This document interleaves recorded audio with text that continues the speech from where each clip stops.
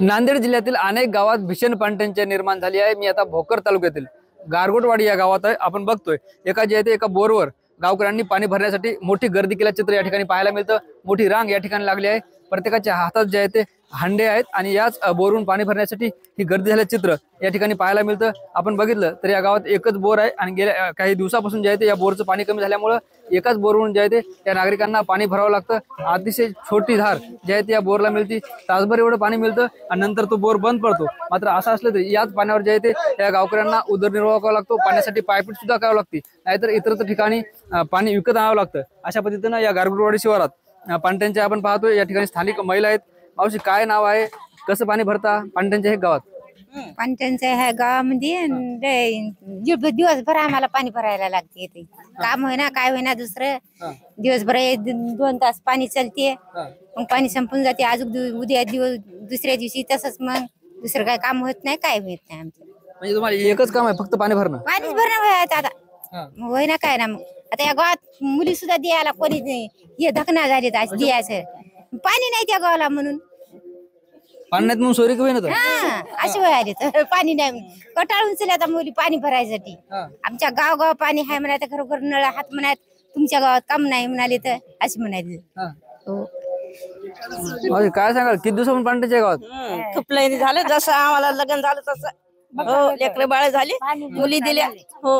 आता असंच पाणीच होईना, बक्कळ हे करायला भर असं याच्यातच चाले आम्हाला हो। काम होईना, शेताला जाणं होईना, कुठं जाणं होईना हो। काय मागणी काय? पाणीच फासते म्हणाले आम्ही बक्कळ। कोणाला ते हे आले तर इलेक्शनाचे लोक आले त्यावेळेला पाणीच म्हणाल्या हो, सारखं पाणीच फासते म्हणाले आम्हाला, दुसरं काही नका म्हणाल्या। पाणी मात्र होईच नाही आम्हाला, कसंच होईना हो, काय करा। निश्चित आपण बघतोय ह्या महिला होत्या, यांनी आपली प्रतिक्रिया व्यक्त केली। आपल्यासोबत स्थानिक तरुण आहेत।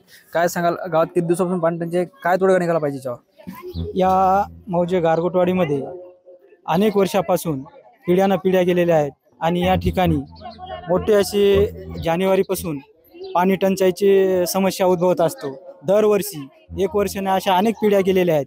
असं आमचं गावकऱ्यांचं म्हणणं आहे की माननीय अशोकरावजी चव्हाण महाराष्ट्र राज्याचे मुख्यमंत्री यांच्या मतदारसंघातील भोकर तालुक्यातील मौजे गारगोटवाडी या ठिकाणी त्यांच्या मार्फत अशी काही व्यवस्था व्हावी की जेणेकरून या गारगोटवाडी गावाला पाण्याची कायमची व्यवस्था व्हावी। जसे की डोरली या ठिकाणी डॅम झालं पाहिजे आणि बोरवाडी या ठिकाणी डॅम झालं पाहिजे, अशी आमची गावकऱ्याची आणि या चारी खेड्यातील लोकांची सर्वांची मागणी आहे।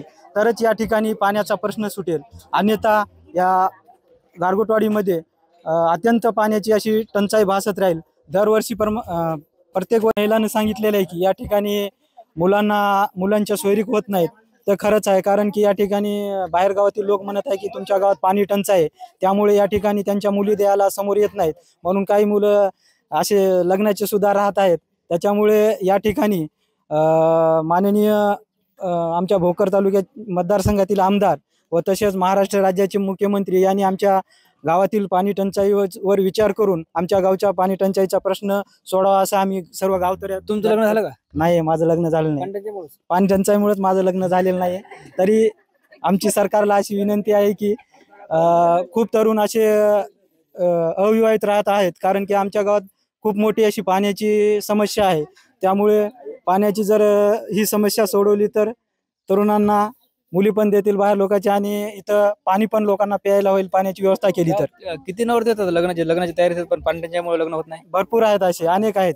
काही सुशिक्षित बेरोजगार झालेले आहेत आणि शिकून सुद्धा असेच राहिले, त्याच्यामुळं त्यांना पण ह्याच समस्या भेडसावत आहेत।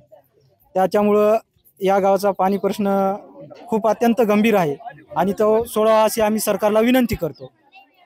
निश्चित बघतोय आपण हे गारगोटवाडी गावातील सगळे नागरिक होते, ग्रामस्थ होते। या गावात भीषण पाणटंचाई आहे आणि गावात पाणटंचाई असल्यामुळे गावात कोणी मुली देत नाही, अशी व्यथा जी आहे ते एका तरुणाने आपल्याशी बोलताना व्यक्त केली। ज्ञानेश्वर लोंढे, TV9 मराठी, गारगोटवाडी, नांदेड।